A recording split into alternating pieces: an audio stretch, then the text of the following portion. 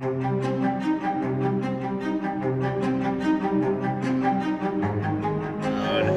is your left kidney, this is your right kidney, bladder's down here. Oh, Just make sure you point the camera at Dr. Troxel. Okay, you got it. Better, stronger, faster.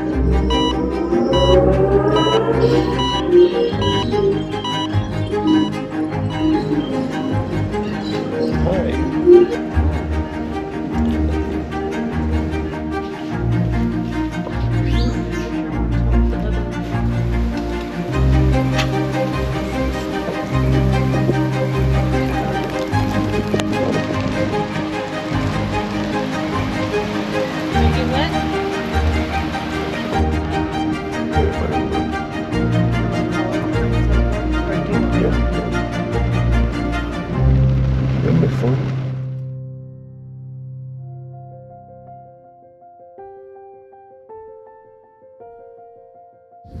What's up, everybody?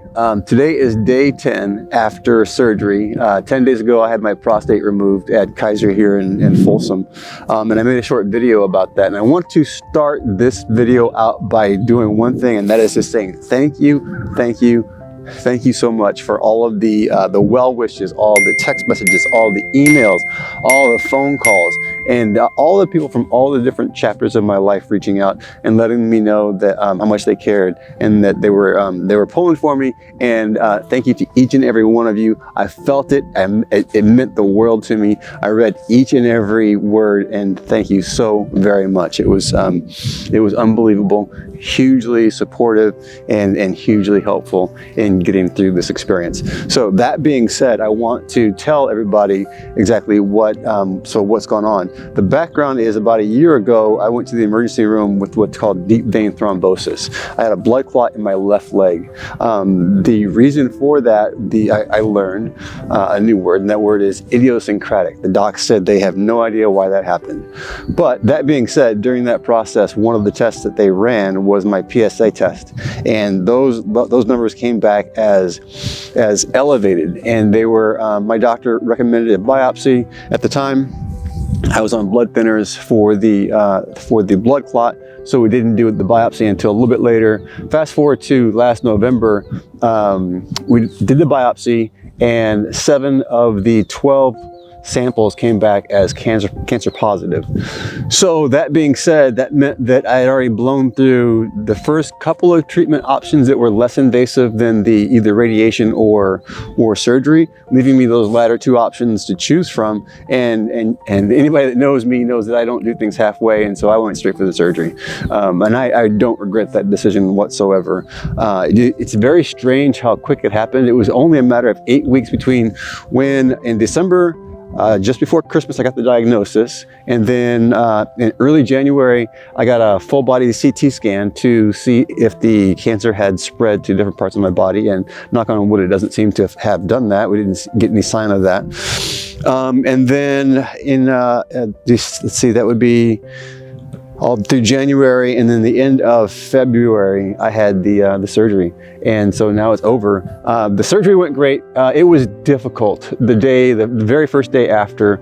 I mean, the team was fantastic. All the doctors and all the nurses and all the people that it took to make that whole thing happen, all just kind of came together like gears in a machine. And each of them did their jobs. Each of them confirmed with the other person that they were working with and confirming with me. It was really reassuring to see and to watch, and that was fantastic. So day of the surgery came, and logistically speaking, doing all the pre-op things, all the different labs that need to be done, doing all the different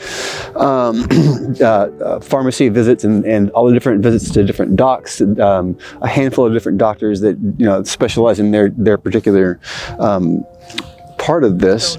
So all that was, it was challenging, but not not too much so. And the surgery itself too, I mean, that was difficult. Day one really sucked. I used their painkillers day one. Day two, I kind of weaned myself off of that and got onto some Tylenol, some acetaminophen. And then day three was rough as well. But then after that, each day kind of became, I got better, and I'm getting better in chunks. And so today is day 10, and I've been out today all day, flying my drone, walking around, meeting people, saying hi. I've seen a lot of friends. I saw Dr. Troxel. I kid you not. I am here at Folsom Lake, and I'm looking around for a spot to do exactly what we're doing now, to make this video. And I'm driving my car, and I looked at this guy, and he looked at me. We locked eyes. I'm like, that's Dr. Troxel. I did a 180. I came back, and I stopped, and we talked for a little bit. Dr. Troxel. My name is Carl Costas. I saw you 10 days ago. I'm doing well. He was walking with his family and his dog, and so I let them have their piece. I didn't put him in front of the camera, but I absolutely wanted to. But I drew the line there. Good deal. Good to see you guys. Take care. You can go back to your weekend now.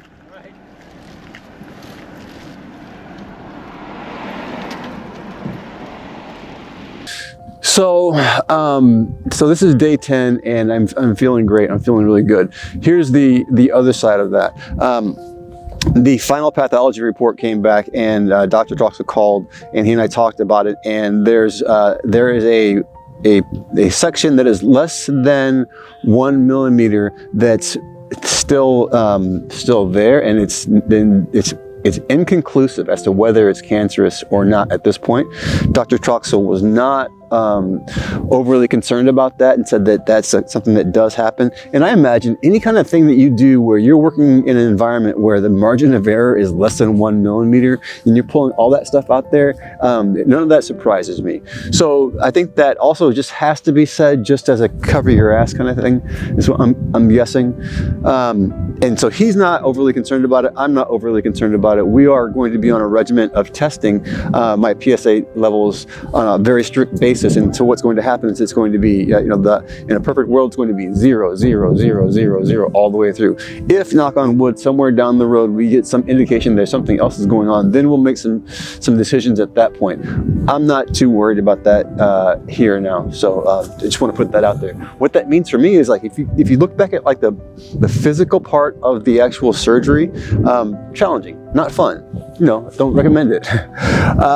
But it pales in comparison to the fact that I've crossed a bridge. There was the days before I had cancer, and now there's every day afterwards. And even though there's that tiny little microscopic piece or idea, it doesn't matter. It is what it is. It's not going to change the way I live my life. Not going to change the way that I make my choices. It's just it is what it is, and I'm glad to be where I'm at. I'm glad to have modern day technology where they can put me out at noon, and my wife is driving me home at like 8 p.m. It's amazing. It really is. I do feel super fortunate, and again, having all of my friends that have come out and shown the support has just been unbelievable. Some of the text messages and the things that have been written on Facebook, I can't keep up. There was a point where Stacy was by my bedside, and I was still kind of in and out of it, and I could just see her going bang, bang, bang, bang, bang, bang, all the way down. I'm like, what are you doing? She's like, I'm loving all these comments, but there's just too many of them. So thank you so much. Thank you again for that. I'm eternally grateful.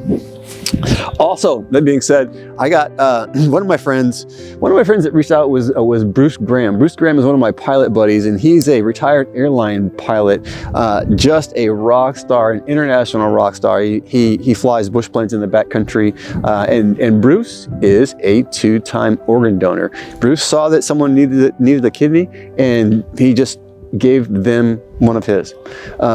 Another time, Bruce just saw that there was a need for a liver, and Bruce just gave a hunk of his liver to some total stranger. That's Bruce Graham. He's an amazing human being. He reached out, and he and I had a really good conversation. I don't know, we probably talked for maybe 20, 30 minutes, something like that. And it's just really good to hear from Bruce because he's a true inspiration. You guys should check him out. And so with that, there's just one more thing, and that is that the American Cancer Society recommends that folks between the age of 40 and 50 start having their PSA levels checked and being aware of what's going on with their body in that regard. I would say this is a win-win, no-risk situation to go out and get yourself checked.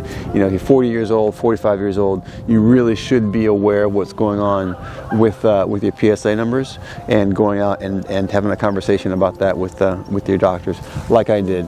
And fortunately, I think that I'm going to live more years because of that conversation. And what I want you to do is to use me as an example. If you feel like that's something that you're like, I'll put that off, I'll do it at a different time. Don't do that. Go do it now. Do it now. That being said, that's all that I have for now. When I have more information, I'll be sure to share that with you guys. But until that time, be good to each other and be well.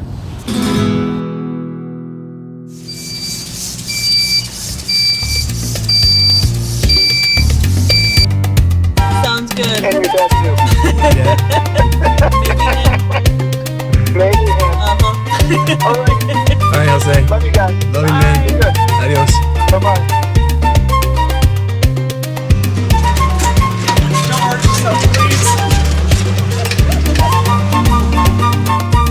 Gotta go see Jarrett and stuff here. Go holler at Tom before I get out of here. Oh, Kevin wait. and Stuff. Yeah, do me a favor. When you see that dude, kiss that cat right on the mouth, man. And tell him that was from me. Absolutely, bro.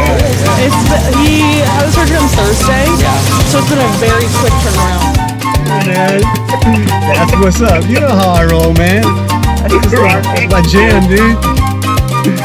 Love you, man. Love Be you too. good. Yeah. Thanks for All right, checking in, man. Rest. Get some rest. Get some rest, man. I will. All right, man. Love you. Love you too. All right. Adios. Peace. I got my shot.